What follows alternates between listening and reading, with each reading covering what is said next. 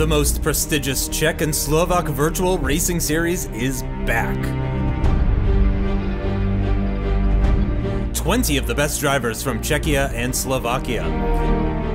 12 races at some of the most famous circuits in the world. Who is going to become the new champion?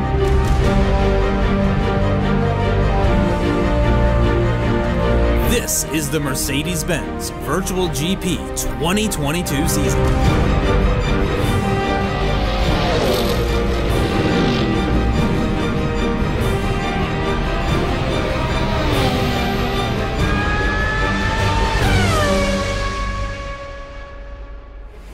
Hello and welcome back to the Mercedes-Benz Virtual GP 2022 season. We're into the second half of the GT3 portion of our year, and we're staying in Europe as we head to Spielberg for round 4. My name is Justin Sutton, and joining me today, it is, of course, Chris Buxton.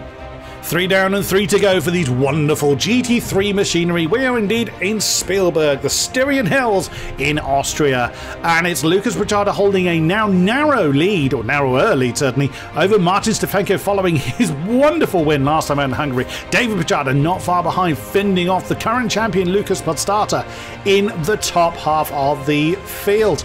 But lower down, lots of fighting still to do. Pavel Shep still yet to get off the board, but you know is going to be good here in Austria. ERT at the top of the table by a quarter margin. The Buxton brothers showing why the ERT team were wise to sign them, but ESET are doing well with Stefanko and Korny. Entropic are still third, so still in with a good shot, but with some catching up to do, considering they've got the champion on board.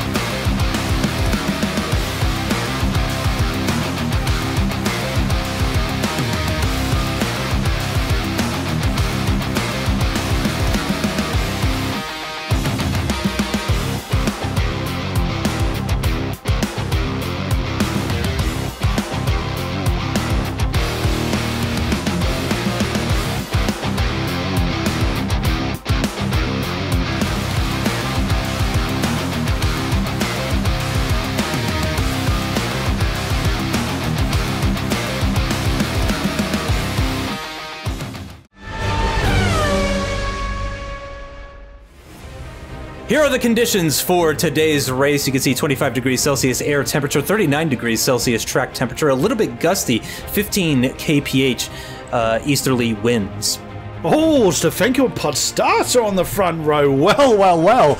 We're not used to seeing those two up front. Sirisek and Thomas Korny on row 2. Great. Entropic have had a great day. And he said as well, where are the Buxton brothers? Nadlik and Lehman take on row 3. There's David Buxton with Thomas Horan row 4. Not good for him. Jan Brunner and Pavel Sheps, excellent for them, on row 5. Miroslav Svoboda and Krater row 6. And then it's Hermok and Maracek row 7. Eric Vizzi, he's struggling a bit in the Nova Legion with Urbanchik right alongside him. Stepanovsky and Anish Danda standing in the P-Machine on row 9. And then Shambera and the other Buxton brother, Lucas, serving a qualifying ban this time around out from the back row. Now, overtaking's not quite as hard this time around in Austria as it was in Hungary. So expect a charge through the field from Lucas Buxton, but even still, it's going to be quite an achievement without some kind of safety car intervention or something like that for Lucas to get on to the top spot. But anything is possible in this field, let's be honest.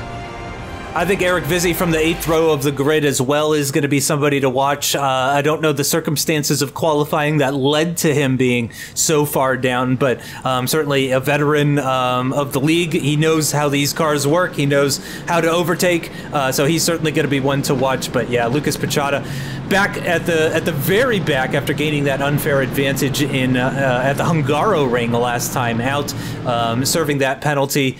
The stewards really getting a bit severe with that one, but I think they just wanted to nip that one in the bud, make sure no further issues. But we've just got a couple of corners to navigate here at safety car pace before we go 1 hour of racing here at Spielberg for an incredible event. Looking forward to this one. One more corner to navigate. The two Entropic cars right behind and ready to pounce as they make their way down towards the first corner, and it's green flag, and there we go, already on the attack. Up the inside there is Podstata, and he's going to take the lead as well. Gets the jump at the start there. I don't know if that was a mistake or just a really good start by Podstata, but he moves up into the lead. Sirotek still in third position. His teammate doing well to hold on to that position, and actually some battling going on behind. That's Corny who's defending that fourth place position. That's a Nadlik who's going to go up the inside, and surely that is going to be a position gain for Nadlik, and in fact it might be another position lost for Corny there if he's not careful. He might lose the position to Lehman as well, who was just having a sniff there as they descend their way from the highest point on this track down towards turn 4 for the first time in this race. You can still see Hora potentially going to have to defend as well. That's David Pichata going on the attack, looking for the inside line through turn 4 and turn 5, but couldn't quite find his way alongside. Lucas Pichata, by the way, already up into 16th position. Vizzy not yet making any positions up just yet, but still lots of time to go. 53 minutes of racing still left for us. Jan Brunner on board with the Navitel car, then decent effort for him starting in the midfield. Then we got Hermok, another one of our newcomers in the Cavago car right ahead. But what a start that was from Nadelig. Really got on with it, hustled for the top 3 positions early on, but could not quite make it stick. So Podstata, I mean, it feels wrong to say, but when was the last time he was in the lead before we even had any pit stops going on? You got to think he really took this championship by the scruff of the neck last year. It was him and Lucas Pichata fighting for the wins. Only the LPs won any races last year, and we haven't seen Podstata any higher than third so far in this season. Is this the time when he breaks that particular deadlock? Speaking of the LPs, look at Lucas Pichata absolutely boxed in around this. Urbanchik in the Puma car ahead, then Eric Vizzy, and then Svoboda in the Cavago car. So Lucas Pichata obviously needs to get through the field, but does not want to cause damage to himself or compromise anybody else's race. So yes, it's actually Stephen Kiesel that's been replaced in the Puma car by Anish Danda. Didn't quite mention that whilst we were going through the grid. So yeah, Stephen Kiesel was unavailable for this particular race. So Anish Danda, we've seen him a few times in this series. He scored 66 points, if memory serves, last time out. So he did pretty well racing with the series last time out. And we'll see how well he's able to do standing in the Puma team. Oh no, that's the Navitel car that spun. That's taken one of the Pumas with him. Oh, well, Danda was the one that survived. So Urbanchik is the one sent a very long way off into the dust. Yeah, I think that was Shembera that made the contact there. I'm not sure if that was a lag incident or if that was genuine contact between the two of them, but we rejoined the battles up at the front. Podstata is continuing to hold on to the lead, holding an almost 8/10 gap between himself and Stefanko. Sirotek in the other Intrepid car still holding on to third position. Nadlik still in fourth position as Podstata does the fastest lap of the race of 1:29.1. Compare that to a 29.6 for Thomas Corney last lap, and there you can see that was somebody going a bit wide there. I think that was David Pichata, him and Krejcia in very similar looking cars there, but I think that was David Pichata going a bit wide there, but Krejcia ahead of him, and here is Lucas Pichata on Vizzy. I cannot believe that this is actually for 14th position on the run down towards turn 3 around the outside. Vizzy actually breaks a little bit early, doesn't seem to be keen to fight that one. I think he kind of let him have that one. Maybe he's going to look to try and follow Lucas Pichata through. He may not have the pace around Spielberg here potentially, so he may be looking to use the championship contender and championship leader to try and move his way through the field potentially. Could well be. It's such a surprise. You don't normally see Eric Vizzy bow out of a side-by-side that early. So, yeah, I think you're right, Justin. He's just going to stay on Lucas Pichata's tail as much as he can. It's really good. Thomas Horror, great start for him in the Big Shot car on the back of Michael Lehman. Another good start in the Mecha All-Force Sim car. Now up to 6th place. Then Nadlik, who is now back on Martin Sirotek's case. This is what happened to Chambert. He was indeed the Navitel car that sent the Puma car off into the dust, and you see now that looked like it was a bit of desync there, because it did not look like there was impact there, so that's unfortunate. wasn't really Chambera's fault. No. I wouldn't really say that was Dander's fault either, but it was Chambera's actually in the pits, so there was certainly contact on his nose as a result of the incident, so he's decided to pit now. Hopefully the damage isn't too severe and we'll see him back out on the field, but it's the top three, yet again, the team beginning with E, teams beginning with E, I should say, up the top and dropping an E set, doing the business very, very well. Usually ERT are up there, but not a great start for David Pachada, as we said earlier. Lucas Pachada with the qualifying battle this time around, up to 14th position. Of course, that time is going to continue to increase between him and the leaders. But wow, Pod Starter, where's this pace been? He's, 0.8 of a second, not even 10 minutes in. Where's this been all season long? Yeah, the first three races of the 2022 season have not gone the champion's way so far, but it's looking like he might be in a little bit of a revitalization. Of course, we're not even close to the pit stop phase just yet, so anything could happen, but Podstata at the moment seems very, very comfortable around this Spielberg circuit and is looking rather comfortable out there. And I was going to say, Michael Lehman appeared to be dropping off the back of Nadlik, but he's starting to get that back now. Lucas Pachada onto the back of Svoboda in the Carvago kart. He's going to look up the inside into the penultimate corner, really not in a typical overtaking location, but I think really goes to show just how quick Lucas Pachada is compared to some of these other drivers. It's not massive amounts, but it is enough to get by in that penultimate corner. You can see it was a 29.1 on the lap prior to that last one. That last one at 29.5, of course, that's going side by side into the penultimate corner, but he's up another position. He's into 13th. Sheps is the next one on his hit list, but we're having a look at Hermach, who's having to defend from the other ERT racing car. David Pachada is looking to go up the inside into turn 3 here. If he could be late enough on the brakes and get a good enough run. Whoa, fantastic. Lovely move there from David Pachada. He's also going to have the inside line down towards the next corner as well, through 4 and also 5, so that's definitely going to benefit him. He hasn't quite cleared Hermach just yet, but again, with that inside line, I imagine that is going to play into his hands quite favorably here, but no, he's still got the Carvago car on his outside there. Now that's a problem for him. He's going to find it difficult to go around the outside through the double left-handers of 6 and 7 there, and indeed he does. He slots it back into 10th position. Well defended there from Hermach. A great rookie defense there. Yeah, 100%. That was well driven by David Pachada. He capitalized on a very small mistake from Peter Hermach last time around. And yeah, you saw. I wondered if Pachada was going to commit to that. He didn't.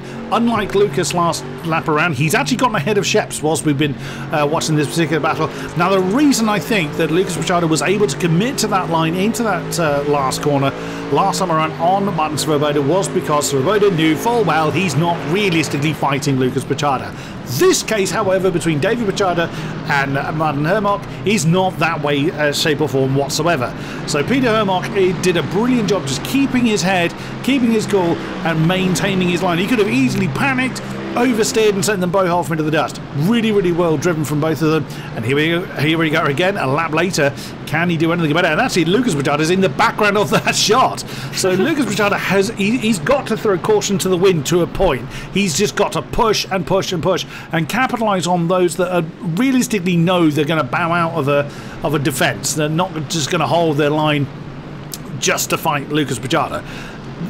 You know who you're realistically fighting against. This is something we talk about a fair amount during sim racing commentary. You know realistically who you're in a battle with, and you know if a leader is out of position, is there really any point in fighting them? Part of you will want to because they're racing drivers, let's be honest. But realistically, certainly this early in the race, not a lot of point. If we were in the final few minutes, you're damn right they'd defend and want to maintain every position they've got. But right now, no point. You're just going to slow each other up. So actually, both Pachada, just realised, yeah, the two Pachada brothers now sandwiching the Carvago car. Yeah, we're still only in the first quarter of the race. So yeah, lots of racing still to go. So yeah, I'm not surprised that we're not getting too crazy just yet. But Hermach maintaining that 9th place position, doing a great job keeping David Pachada Pichata behind, and then that's Bruna in the Navitel just behind, who's not really joining in on the fight at the moment. He seems almost to be just lying in wait, seeing what's going to happen. There's been some moments, some side-by-side moments up ahead, so he may just be leaning on that sort of thing. But here we go. Hermach is going to go on the offensive this time on Krejci. Krejci feels the need to go defensive in the Mecha Alpha Sim car. That's through turn 3. Hermach gets a good exit out of 3. He's going to pick up a bit of a slipstream. I'd say just under a car length between the pair of them as they descend down the hill, down towards turn 4. And is he going to feel the need to go defensive? No, Hermach doesn't go for the inside line, and Krejci doesn't feel the need to go defensive either. A bit of contact between the two of them, I think, but David Pichata avoids any sort of contact with Hermach. Everybody continues as they are. Of course, this is the part where he's going to be picking up the dirty air effect is Hermach through these kind of higher speed left-hand corners in the middle of Sector 2 here. But he gets on the power. It's not going to be a long enough run, surely, down to the penultimate corner to think about anything. But once again, Krejci just seems that little bit slower compared to Hermach. But he's doing a great job of defending the position for the meantime, which is all that he can do for now. We still got a ways to go before we get into the real pit stop phase. I mean, you could come into the pits really early here, but that's probably not going to be the ideal scenario for any of these drivers. So they're probably looking to stay out a little bit longer, but you know, you could always try an undercut and overcut. That is definitely going to come into play a little bit later here. Yeah, 100%. I'm also keeping an eye up front. Those gaps are beginning to shrink again. Has Starter pushed his tyres a little bit too much too early? I mean, it's good to see Lucas Starter back up on the top steps again. Well, potentially at least, as we see Martin Svoboda having a look on the inside line of Pavel Scheps, not quite making that one work. However, side by side again, that's David Pichata. No, beg your pardon, that's Martin Krejci that is now under pressure from Hermach, I believe. Yes, it is. And then you've got David Pichata right behind. Then it's Jan Brunner in the Navitel car. Oh, lots of fighting going on. So this train's basically become 5 cars long, and Peter Hermach has managed to make that one done. That's Martin Krejci that's been disadvantaged. Through goes David Pichata. Jan Brunner couldn't quite follow, so 2 positions gone in the blink of an eye for Martin Krejci. No sympathy from racing drivers whatsoever. They see you lose a position and they say, "Oh, I'll have some of that. I'll kick him while he's down." Oh, is Alish Danda picking up a drive-through penalty? Oh, side by side for 11th position there. That was Lucas Pichata now getting involved with the Navitel car. That's Bruna again, who's been kind of lurking in the background of that four-way fight for what is 8th position that Hermach is now holding on to. But yeah, that's Lucas Pichata. So we may see a bit of teamwork potentially start to happen as David Pichata is now ahead of Krejci. He's now up into 9th position. He may potentially try and provide some sort of assistance to his brother and his teammate Lucas Pichata, who's now finds himself at the back of this train. He may try and park the bus on the apex a little bit, slow some cars up, and just give his brother an opportunity potentially. But we'll certainly keep an eye on that. And as you pointed out, it's now less than a second between 1st and 3rd as it stands right now, with Korny very close to the back of Nadlik. I was worried he was dropping off the back of Nadlik at one stage. Oh, and there goes Lucas Pichata. He goes for the inside line on the Navitel of Bruna, and it looks like he's gotten the exit that he needs, but Bruna's holding on that outside line. Again, I've said before, it's very difficult to go around the outside of 6 and 7, 2 back-to-back left-hand corners. The Navitel with the inside line, but around the outside goes Lucas Pichata. He's just got that little bit of extra grip that he needed. We've seen it before in other disciplines, not just in sim racing, but in real-life racing.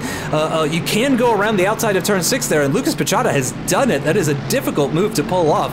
And meanwhile, up at the front, we've been saying it, the gaps are coming down, and look at this. This is now a 5-way fight, less than 2 seconds from 1st to 5th. You love to see it. Yeah, absolutely. And then you've got a same-size train, 8th to 12th. Absolutely brilliant stuff. And Pavel Scheps isn't that far behind with the next train that goes down to 16th. The ones that are out of sequence are Ivanchik and Stepanovsky, unfortunately, with Danda and Schembera in the pits. On board, David Pichata once again having a look at 8th position. Peter Hermach in the Cavago car. Pichata now as he's going up the hill trying to make the move into turn 3. And that should be fairly straightforward. Peter Hermach cannot turn in on that one. Interesting what you were saying about earlier on, Justin, about David Piccata trying to help. Oh, that was a clunk I just heard there as I was saying that. Interesting. I was thinking about how David Piccata might try and help Lucas Piccata. I would have thought it would be in his better interest, rather than trying to bunch this field up, because Lucas Piccata's already in this train. I'd have thought it would be better for him to try and chase off after the pack ahead of them, but I highly doubt that Peter Hermock's going to be interested. Now, with the amount of fighting we've already seen going on, Peter Hermock wants to go back into the lead of this particular train. We will see. It would be better for them to work together and close in that 5-ish second gap to Horror and the Big Shot car we've just seen going out of the shock. But telling racing drivers to work, well, racing drivers of opposing teams to work together, yeah, good luck with that. Even if they're on the same team, sometimes that can be problematic. Right. So, yeah, definitely could understand that. But at the moment, Lucas Piccata is mainly thinking about Krejci, who's going to go defensive very early. I think he's had a very poor exit out of that final corner, and that's going to give Lucas Piccata an opportunity to go around the outside into turn 1. But honestly, he's gotten the move done. Or that was Krejci just letting him through, and he's potentially going to look to try and use the championship contender to try and gain positions if he can. It's not that Krejci has been, massively off the pace of any of the other cars in this group, so he might be trying to use a bit of strategy here, see if he can use the ERT car to move himself ahead of Hermock and back into the top 10 potentially, especially because he's got a bit of a gap to Bruna behind. Ever since he lost that position to Lucas Piccata, he's fallen off the back ever so slightly. He's still firmly in this train, I would say. He's about 1 second back, but that gap has increased ever so slightly ever since losing that position. So Lucas Piccata into 10th position. He's got Hermock ahead of him now. David Piccata, his brother, in 8th position, and then as you mentioned, it's a bit of a gap up to Hora in 7th. It's about 5 seconds now as it stands at the moment. So we'll see if they can get that down. We'll see if Lucas Piccata potentially can move to the head of this field and drag all of them up to Hora. And yeah, in terms of the top 10, other than that gap between Hora and Piccata, it's Corney and Lehman is the next biggest gap that you're going to find. Lehman has dropped off the back of Corney to the tune of almost 2 seconds, but not quite. So still, any sort of mistakes from the top 5, and they could easily fall behind Lehman, Hora, and even this battle for 8th position. One off-road excursion can cause you to lose quite a bit of time. Oh, and here we go. This is Lucas Piccata now onto the back of Hermock. He's going to find that inside line into turn 3, and I think it's going to be a pretty textbook overtake for him.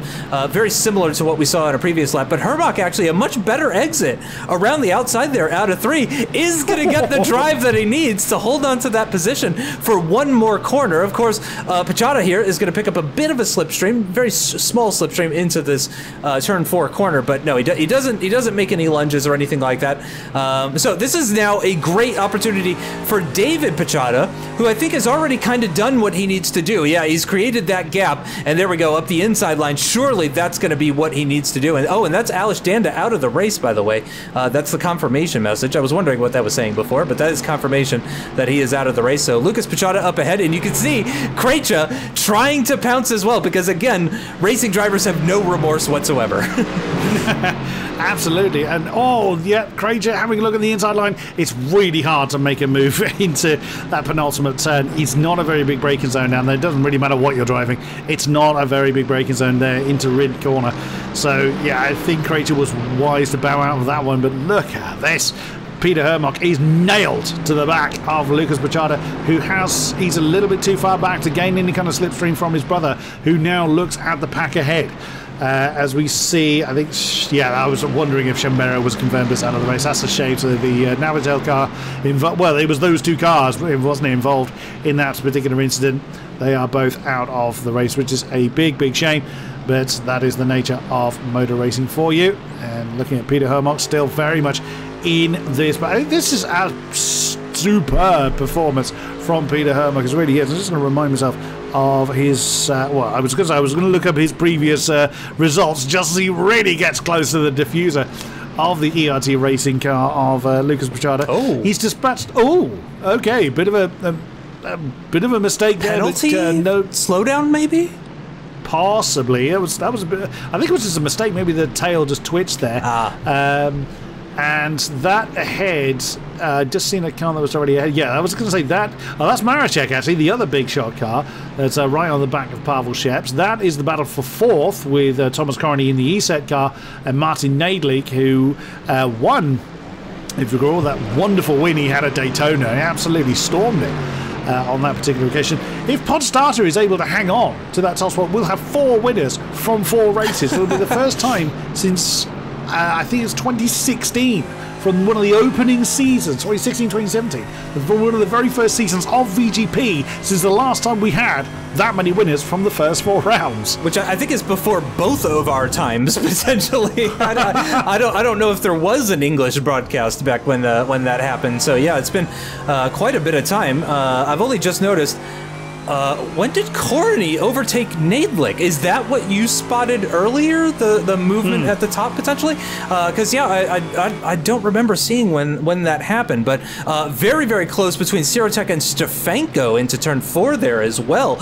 So the second Entropic car, which I hate to call Sirotek the second Entropic car, but when your teammate is the reigning champion, you know, you kind of have, you have to assume that the team is going to maybe lean the way of the person that won that title the previous year. But Sirotek, it's worth saying, has done a great job of matching Podstata throughout the entirety of this season. And I think there's even been times potentially where he's maybe even been a little bit faster than Podstata, but has maybe held back on that and maybe been a bit of a team player and that sort of thing. So great to see Sirotek doing so well in this race. I mean, he is really all over the back. He's applying lots of pressure to Stefanko, which I think is keeping the ESET driver really focused on the Entropic behind him rather than the Entropic ahead of him. And then, as I mentioned before, again, Corney having a great race. I feel like Corney hasn't been too much of a threat to the podiums so far this season. Yeah, 8th and 6th is what we've seen from him so far this season. So yeah, really great to see him up in 4th position, a little bit closer to Stefanko than what we've seen so far this season. You've also got to bear in mind that Martin Stefanko does not realistically need to make the move on Podstarter. No. Before I carry that thought on, let's have a look at what happened to Martin Nadlik. Now, this will be where that position swap rounds. So side by side on the run down towards turn 4. There's the top 3, essentially just minding their own business. So Nadlik on the outside. And yeah, ooh, that got close. Coming down into turn 4. Yeah, fair enough. Flash of the lights there from Nadlik. Well, that could have been just an appreciation. Generally, you do that out of frustration, and if that was the case, I didn't really see what Thomas Corney did wrong. That looked a fair overtake to me. But yeah, what I was saying earlier is Martin Stefanko does not need to make the move on Podstarter. Podstarter is quite a few points behind in the championship standings. Coming into this round, Stefanko has 60, Podstarter has 43. He can just stay there. He doesn't need to make the move. It's far more on the Entropic pair to make the move on, to keep Stefanko either there or push him further down. Because again, Entropic are 3rd in the championship standings, we were saying, but they aren't quite a way behind ESET and ERT. But of course, the ERT drivers are 8th and 9th at this point in time. So the main rivals are out of position. So Stefanko, of course, he'd love the win, but he's not going to do anything silly to try and pressure Podstarter out of that position. He's just basically going to sit there, keep the pressure on, but not do anything silly to jeopardize the position. I think he's more keeping an eye on Sirotek behind him. But again, if Sirotek makes a challenge, I would think Stefanko's more interested in keeping Sirotek behind than trying to attack for the position. However, the other ESET car has got very different ideas, trying to keep Martin Nadlik in the Lenovo Legion car at bay. And then that's bringing the next pair in. There is Lehman and Horror having their argument for 6th position. That's going to bring them in. The Pajada brothers are slowly falling off the back of this particular lot as well. You can see that from the deltas. It's just slowly going up and up. Well, the Lucas has caught the back of David. They'll swap around without any fuss, I would think. But Lucas doesn't quite have the pace here, but he's done a superb job to get as far as he has, but he's now got the kind of more difficult half of the grid to deal with. I mean, no disrespect to any of the drivers, they're all brilliant drivers, but I mean, I think it's fair to say it was very much expected for Lucas Pachado to get into the top half. I'd be surprised if he gets into the top 5, but if anybody can, it's certainly him. Yeah, no, I think you're exactly right. I think this has actually been the most competitive grid of VGP that we've potentially ever had, from first all the way down to last. Here we are, rapidly approaching the half distance mark of this race, and nobody has been lapped, and that's with some incidents that have gone on as well. So, and that's at a track where it's very easy to lap people as well too. Oh, here we go for 6th position. Up the inside goes Hora on Michael Lehman, and I think that's been a move that's been kind of in the making for a while, and that may be exactly what Korony and Nadlik need to happen in order to keep that pair from catching up to the back of them, because yeah, that really was going to turn into a four-way battle for 4th position if Korony and Nadlik weren't careful there. But Hora makes the move on Lehman. Lehman slips down into 7th position. And I guess now the real question is, what kind of pace does Hora have? Can he actually catch up to that battle for 4th position? And does he have the pace to go beyond that even? It's worth pointing out that, these guys have quick lap times. Look at that last lap from Michael Lehman, a 1:29.8. Very competitive, no doubt about it. So, yeah, I mean, these two battling each other could potentially be helpful to the likes of Korony and Nadlik. But again, we are rapidly coming up to that pit stop phase, and that is going to shake some things up, no doubt about it. Absolutely. I'm just looking at the results from previous years whilst we were going through that.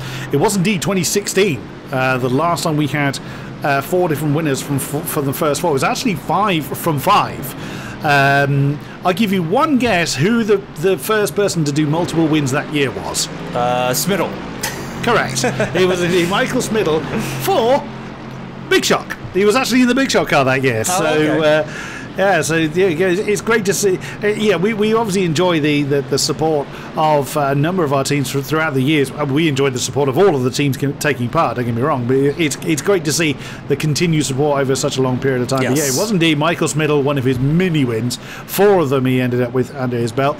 But anyway, enough of that. Let's continue to look at this battle. So now looking at Jan Brunet, 12th position on the back of Peter Hermock.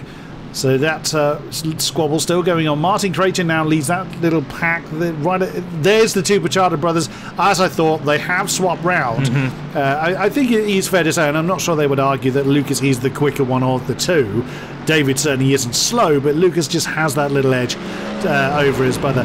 But they do have a very big gap, comparatively speaking, to close down to the pair behind the ones we're looking at, actually.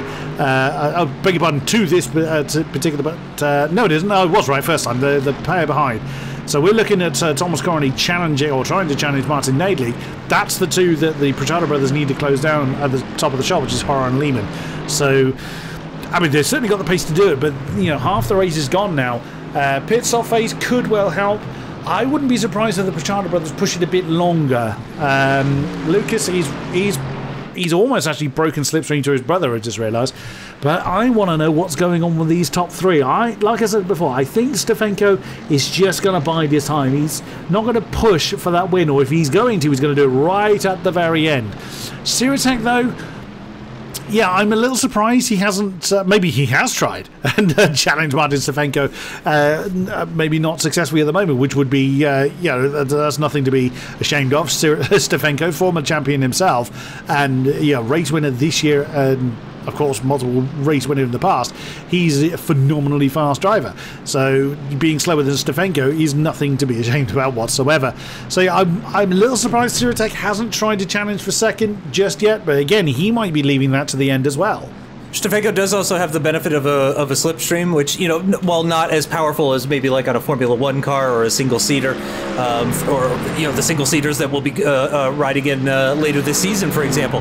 But you do still, you do get that just that little bit of extra something on the straights, and that may be just enough potentially. So Sirotek may be hoping beyond hope that actually Podstata can pull out a little bit of a gap here, because that may be all he needs in order to take away that second position, so that they can get the first Entropic 1-2 of the 2022 season. Yeah, something has really happened to Stepanovsky to incur that amount of damage.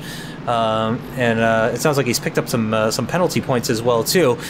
He is at the back as it stands right now. Just a reminder to anybody who may be new, the top 15 do score points, or I guess it wouldn't be a reminder if you're new, but if you've forgotten or if you're new, the top 15 score points. So Svoboda, Maricek, those positions are for points. So it just incentivizes the drivers to battle even harder for those positions, because of course they're going to battle for every single position. If Stepanovsky gets up to the back of Urbanchik, you can bet he's going to be pushing really hard to get that 17th position, no doubt about it. But yeah, it is the top 15 that score points, and there is refueling in our pit stop phases. So that is why the overcut can be quite successful here in the Mercedes-Benz VGP, because of course you're having to put fuel in. So you're getting fresh tires after you come in, but you're also you're making the car heavier as well too. So if you can really take care of those tires during the opening stint, then you really open up the possibility of doing an overcut and basically waiting for the car ahead of you. So let's say you're Michael Lehman, you wait for Thomas Hora to go into the pits, and then you push like hell on that lap where you have almost no fuel left in the car, and you hope that you're faster than Hora is on his outlap, full of fuel despite having fresher tires. So, we may see Sirotech potentially do that. We've seen the likes of Podstata go late. You alluded to that earlier on, Chris, actually, that Podstata is one of those drivers that tends to go just an extra lap or two longer than the competitors around him. And that's one of the ways that he's able to gain positions, or in this case, potentially break the slipstream for his teammate to take that second place. Yeah, Podstata put that strategy to work so well last year. We saw it time and again where he would come in just a lap later and further extend his lead, or just get himself in a position where he was challenging mainly Lucas Pajada for that top spot. There's another benefit as well to going a bit longer if you're in the position like, we're looking at Martin Stefanko now. He's been in the slipstream of Lucas Podstata all race long pretty much. Now he'll be using that tiny bit less fuel. Yes. A little bit less. A bit more on the tyres, but the tyres aren't wearing to a huge degree anyway, and he's not losing any time, obviously, because he's still pretty close to the back of Lucas Podstata. Now, because he's using slightly less fuel, he'll need to stop for slightly less to just give him enough to get home. So that could well prove to be absolutely crucial. Could give Martin Stefanko the edge to get past Podstata. We will see. This is what happened to Oldrich Stepanovsky on the back of... Now, I wonder if that's Danda. Yeah, that'll be Alish Danda then. Yep. That would be the premium car. Yeah, it would. Oops! Now that was a mistake from the dam. Oh dear, oh dear. Oh. That was a bit of a huge shame for Oldrich Stepanovsky. Yes. Got very much caught up in someone else's incident there. It didn't look like there was impact from that particular incident, but the stewards felt that Stepanovsky was to be the recipient of those penalty points. But yeah, that was a great shame. There's the Navitel car getting very, very sideways. And that would be what happened to Chambert, and that would be what happened to Chambert earlier on. We saw the spins earlier on, yes, but that would be what sealed the deal for the Navitel car early in the race, sadly.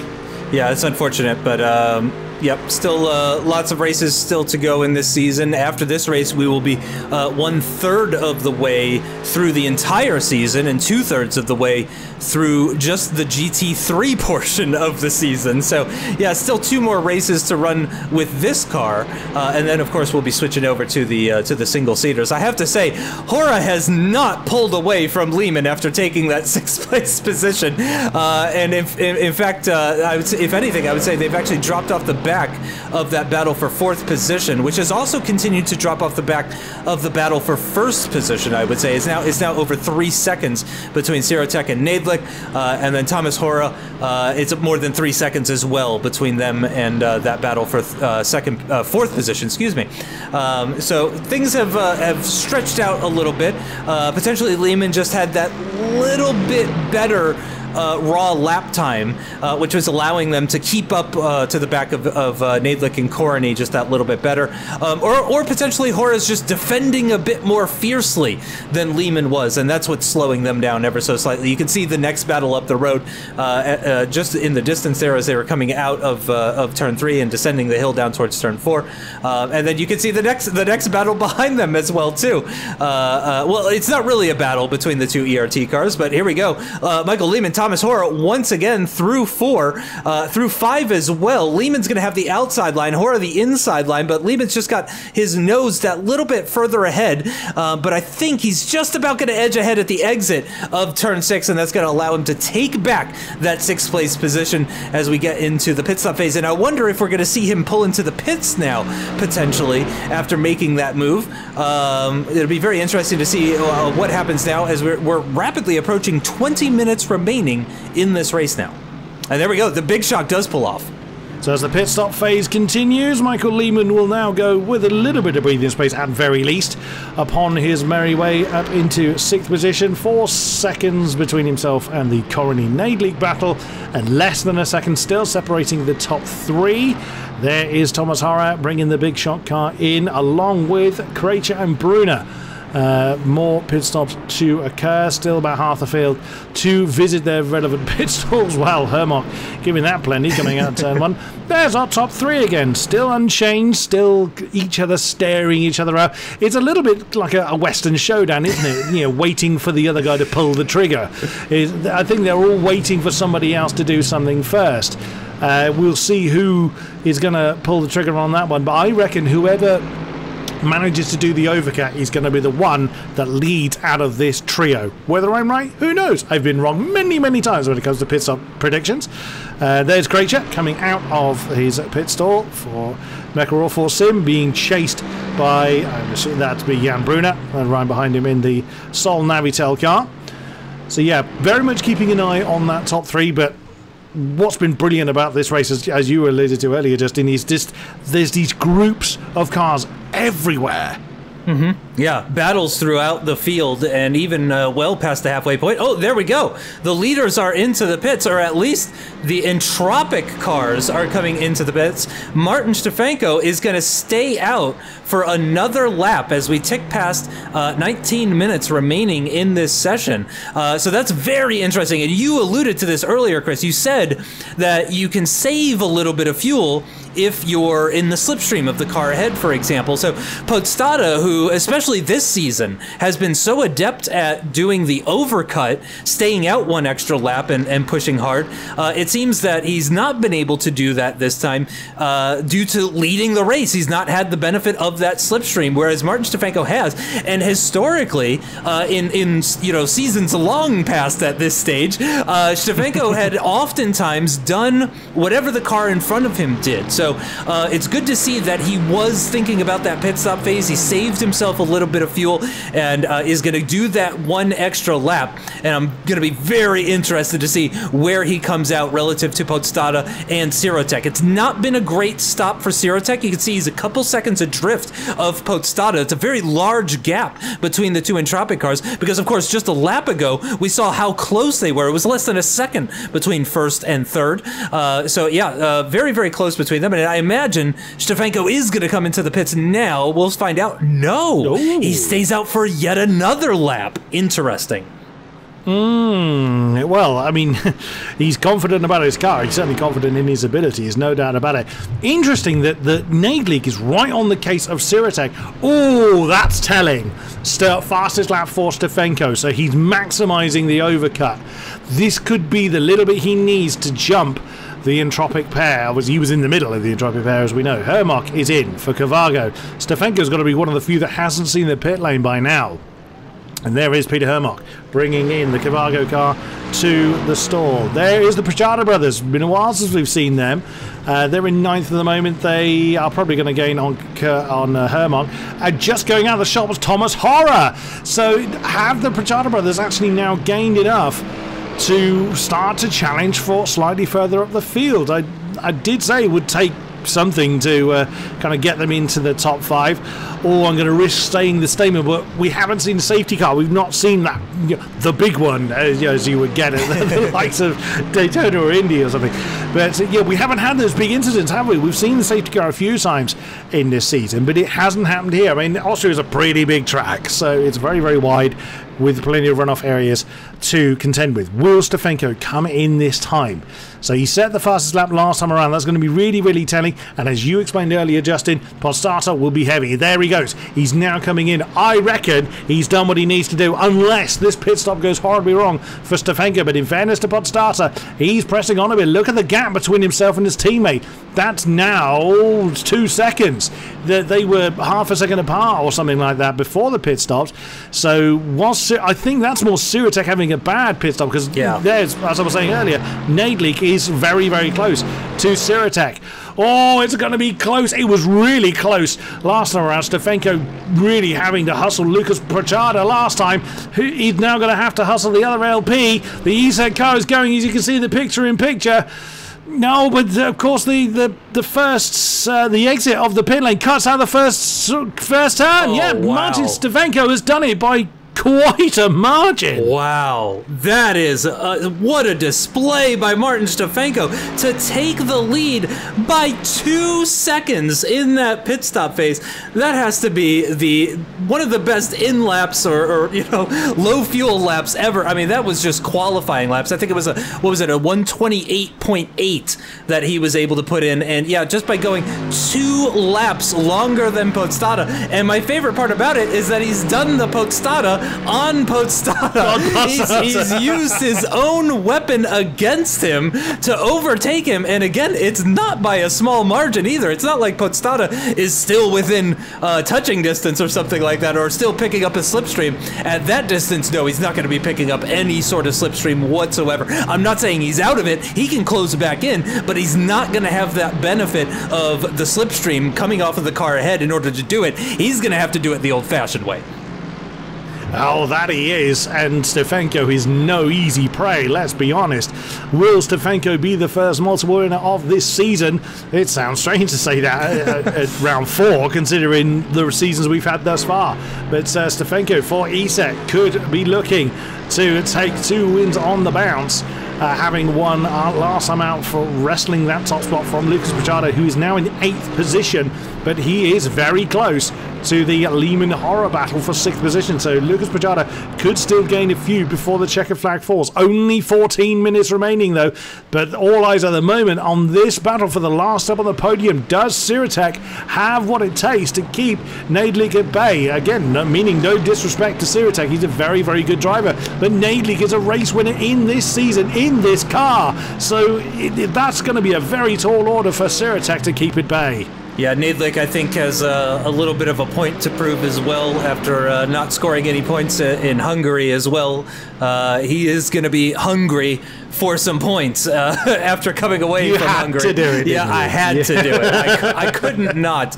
But yeah, he's going to be looking to bounce back, of course, after slipping a little bit further down in the positions. He's sitting on 35 points coming into this, which is just over half of what Lucas Prachada has managed in the same 3 races. So if Nadlik really wants to feature towards the end of the season in the battle for the title, then yeah, he's going to really have to try and pick up positions everywhere he can, and that includes on Sirotek.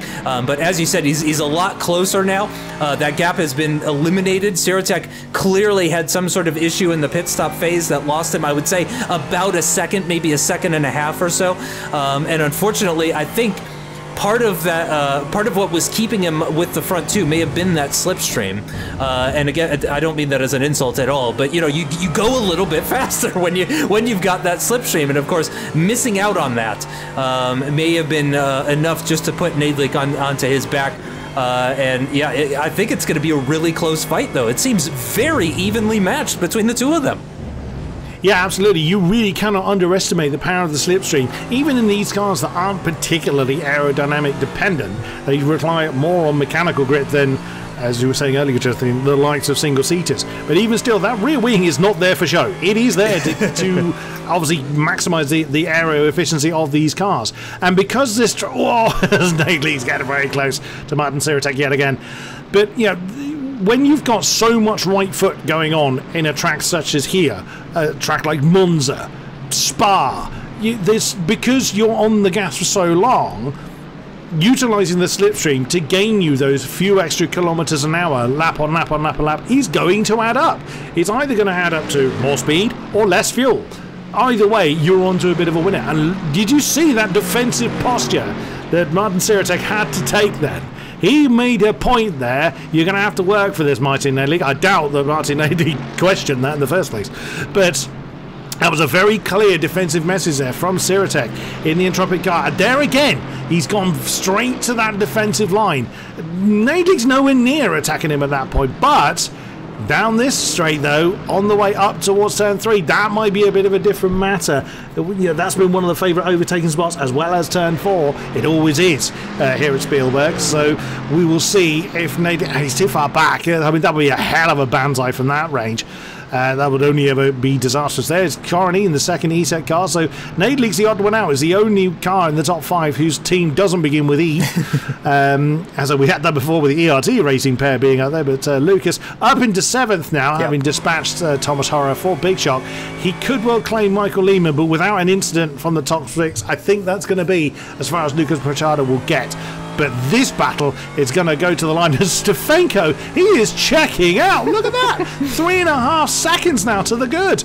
I would love to see what kind of lap times he's putting in at the moment, because of course Siritek and Nadely with these low 129s, 129.2, very evenly matched, by the way, 0.003 of a second between the two of them in terms of lap time.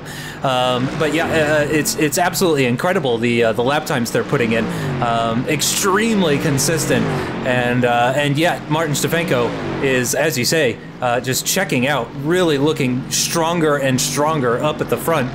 You can see the cars using all of the runoff area at the exit of the penultimate corner and the entrance of the final corner. And again, just moving over to the right-hand side ever so slightly on the run down towards turn 1. Siritek just trying to break the toe, if he can, on Nadely, just trying to reduce the amount of slipstream that the Lenovo Legion driver is going to be picking up off the back of that Entropic car. It does seem, he seems close, but again, I think he's going to be just a little bit too far back. But Nadely, you know, I think he just needs a very gentle invitation, and I think he will go for it. Any kind of opening whatsoever, and I think he's going to give it a go. And unfortunately for him as well, too, he is going to be scoring the majority of his team's points today, because his teammate, Eric Vizzi, has only managed to recover to 13th after starting from 15th on the grid. So Nadely is really having to you know, pull in the majority of the points for the Lenovo Legion here today at Spielberg. But it's in terms of the teams championship, things are definitely going to get more exciting with the likes of ERT down in 7th and 9th position. As you say before, though, Lucas Prachada is catching up to Michael Lehman. I think definitely he's going to be contending for that 6th place position. So still some points yet to be found for both of the Prachada brothers. David Prachada within touching distance of Thomas Hora as well. So they could recover a little bit more, but for the likes of ESET, the likes of Entropic, today is going to be a good day if they finish like this in terms of the team's championship. Absolutely so. Miroslav Svoboda on the back of Eric Vizzi, challenging for 13th position. So, you know, Vizzi is, has been challenging for those top spots. We saw him really come good last season. This season's not gone as well for him. He's 7th, is as close as he's been to the top spots so far, and that was in the opening round in Imola, and this round isn't shaping up any better. But that is partly down to how close this field has been. I mean, no one's anywhere near being lapped. Usually you get a handful of drivers towards the tail end of the field that fall a lap down, and no one's anywhere near that at the moment. No. You've got to think it's a 130, 129 lap, and the biggest delta is back to Urbanchik, which is 55 seconds near enough. As David Prachada, as you were saying earlier, Justin, he's having... Well, both of the Prachada brothers are actually having an argument with someone. That's a great shot there, all the way down from turn 4. So David is having a go at Thomas Hora in the Big Shot car. Lucas is having a go at Michael Lehman in the Mecha Orpha Sim car. Again, the ERT cars would have loved to have been working together, but there's not really enough time for them to really benefit from doing so. As Thomas Hora is really feeling that pressure. You saw that car get very, very uncomfortable coming down the hill through turn 6, but does keep the car under control. And crucially for him at the moment, David Pachada behind, but that is anything but done. David Pachada could actually throw that one on the inside of the penultimate corner. No, he's opting not to go for that one. It could well be that David Pachada thinks this position is probably as far as it's going to get. There is a bit of a gap between himself and Lucas and Lehman. So it could be that David Pachada sensibly is thinking, there's no point me trying to push too hard too early. He's going to pick his moment right. He looks like he's got the pace over Thomas Horror, but that's no easy car to pass either. Thomas Horror doing a great job at the moment of hanging on to that 8th place. Yeah, a couple of tenths last lap, a couple of tenths the lap prior as well, but 2/10 a lap is that quite enough to make the overtake? Well, we're going to find out now. He's going to have to do it the hard way around the outside as at turn 4. It's an uphill braking zone, of course, so you can brake super duper late. Both drivers giving each other lots of room through the apex there. David Pachada using all of the racetrack, running a little bit wide. Thomas Hora going to have the inside line as they descend now down towards turn 4. Still side by side between the two of them. Braking is going to be hugely important here if you can be later on the brakes. But for David especially, he's going to really want to have his nose ahead around the outside. He's done it. That's going to give him the inside line for 6 and 7, which we've seen before is a really good omen. It's very difficult to go around the outside of both of these corners, and that is going to do it. He moves himself up to 8th position. Thomas Hora down into 9th position after that, but still a good race for Thomas Hora, no doubt about it. The Big Shock driver, actually both Big Shock drivers in the points here today at Spielberg. And here is the other Pachada brother. He's going to try and do exactly what David is going to be doing now. And he's going to try and defend that position as he's moved ahead of Michael Lehman. So he's going to try and hold on to that position. Only 5 minutes remaining, plus whatever lap they're on when the timer ticks down to 0. But up at the front, yeah, I'm glad we switched to this battle because I think this might be the one to watch. Now that the Pachada brothers have done their overtakes, I think Nadlik might be the one to watch. He probably really wants that podium position. I imagine he does. He's tantalizingly close. As a very up and down season, I think it's fair to say, for Martin Nadlik. You literally couldn't get more opposite ends from winning in Daytona to not finishing in Hungary. But yeah, I also had to smile at the fact you made the Hungary joke about the car that's being chased with the McDonald's logo on its nose. So that made me smile as well.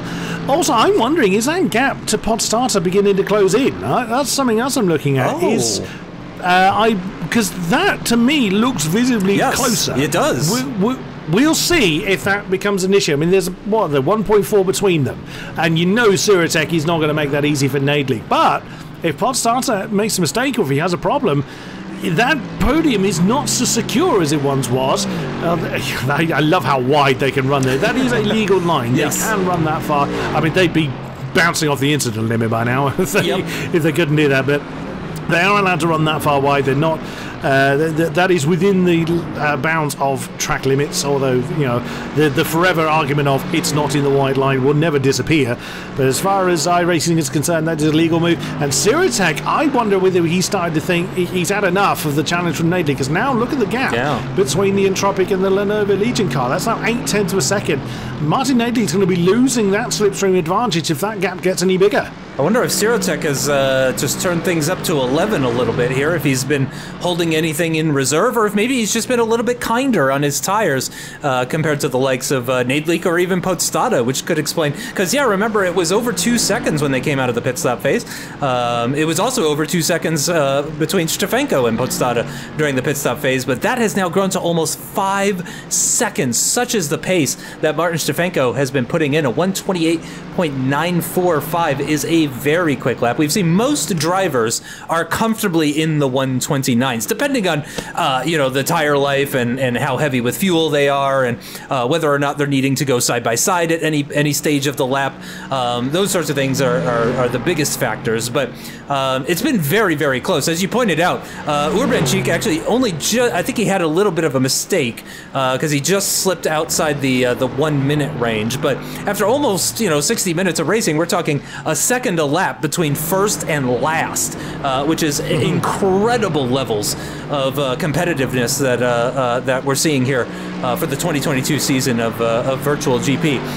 Let's see, Stefanko is going to be just up the road, so he's going to finish this lap and start one more lap. So I believe we are now on the penultimate lap of this race, because with a minute 50 to go, Stefanko's easily going to finish this lap, but then I don't think he's going to have enough time to finish the lap after that before the checkered flag comes out. Indeed, indeed. So Martin Stefanko then on for a comparatively easy victory. Yeah. He had to really work for it last time out, but he's not struggling too much this time. The Entropic pair are within a second of one another now, but I don't reckon Sirotek is going to challenge Podstata. Podstata is the points leader of the pair. Podstata having been on the podium twice already this season. Sirotek looking very set to do so. I think Nadlik's run out of tyres. His pace has suddenly just dropped for the last few laps, quite obviously. There's 1.5 seconds nearly between third and fourth now. And look, it's just so chilled, isn't he, Martin Stefanko? You'd have thought he would have afforded himself a smile or a small celebration when he came out of the pits 2 seconds ahead of Podstata. Nope, just the face of, this is what I do. And he's going to do it for one more final lap. This will be the last lap of the race with only 35 seconds left on the clock. And it's less and less about Nadlik and Sirotek and more about Podstata and Sirotek. That gap keeps coming down as Nadlik continues to drop back. Sirotek seemingly has some really good pace towards the end of this race, as does Stefanko, continuing to put in high 1 minute 28 laps there. Again, ultra consistency, which you need in order to be successful at the level that VGP is at now. You need this level of consistency and speed that Martin Stefanko has in order to even feature in the championship battle. And he is definitely going to be featuring in the championship battle after this race, as he's going to be, I think, taking over the lead from Lucas Pichota. We'll get confirmation on all of that very shortly, but only a couple of corners left to navigate for Martin Stefanko. I think it's safe to say at this point he does not have any sort of fuel dramas or anything like that. Just one corner to go. He's going to take that wide line out of the penultimate corner into the final corner and across the line. It's going to be a second win in a row for Martin Stefanko. He did it at Hungary. He's done it in Austria as well. It's the second win of the season for him, and the Entropic pair are going to cross side by side. I think Sirotek may have given that one to Podstata, potentially. Very close between them. Nadlik is going to hold on to that 4th place position, but with Korony in the top 5 for the first time this season, that's definitely going to be scary to the rest of the teams. If ESET's going to have one driver winning and the other driver in the top 5, that is going to do some incredible things for the team's championship. So they're definitely going to be thinking about that one, as Svoboda is going to cross the line just ahead of Maricek in the final points positions for today's race, and that is Pavel Sheps, who's going to finish just outside the points, unfortunately for him. Urbanchik as well seemed to drop off towards the end, but still great racing from everybody throughout the field here today at VGP.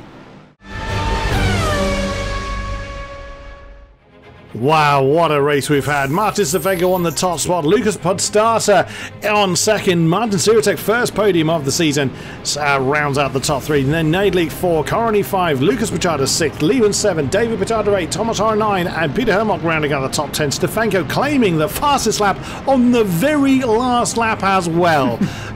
Goodness me, there's just no stopping him. I love that side-by-side finish from the Entropic pair. Thoroughly enjoyed that. And what a race we've had. Further down the field, Crater 11, Bruno 12, Svoboda 13, Maricek 14, Sheps in 15, Urbanchik 16. Now, Eric Vizzi was classified 17th because he came through the pits right at the end. Those that didn't see the flag were Stepanovsky, Alex Danda, and Michael Shambera. A shame for them, but we look forward to the rest of the season. And there is confirmation. Martin Stefenko does indeed take the lead of the championship but by just 9 points. That is another 14 points down to Lucas Podstata, who now moves ahead of David Pichota by 10 points. Martin Nadlik holding on to that 5th place position, but Sirotech moving up to 6th as a result of that. And you can see everyone all the way down to Sheps has scored points so far this season. Thomas Hora and Miroslav Svoboda, the ones making the moves in the lower half of the grid. Alish Danda, the only driver that hasn't scored any points just yet, but of course just stepping in for today's race. And there it is. I was right. Things are very close in the team's championship. Just 6 points between ERT and ESET. Another 20 points down to Entropic. 3 teams have already scored over 100 points after just 4 races so far this season. Thank you, everybody, for joining us today. An incredible race at Spielberg. I want to thank Chris Buxton, my co-commentator, for joining me. Thanks, everyone, for watching. Thanks to all the drivers and everyone behind the scenes. We'll see you next time. Bye-bye.